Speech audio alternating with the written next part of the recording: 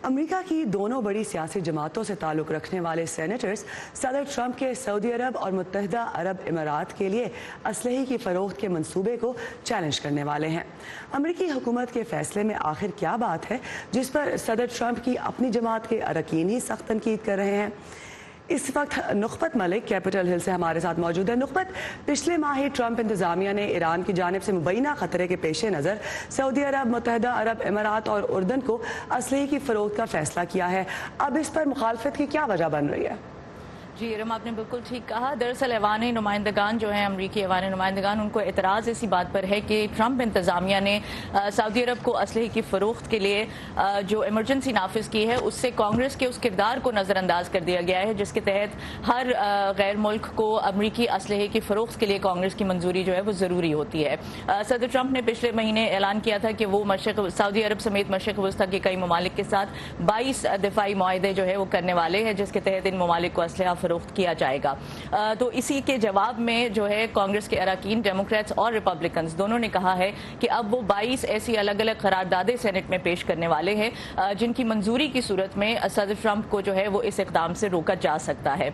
Senator Bob मेनेंडेस हैं जो कि बहुत ही अहम डेमोक्रेट हैं। उन्होंने कल अपने बयान में वज़ीर ख़ारिजा और सदर ट्रंप के इस इक़दाम पर शदीद तनकीद की और उन्होंने कहा कि अब हम जो कदम उठा रहे हैं उसकी वजह सिर्फ यही है कि असलहे की फ़रोख्त के मामले पे कांग्रेस को जिस तरह से बाईपास किया जा रहा है उस पर हम खामोश नहीं बैठेंगे।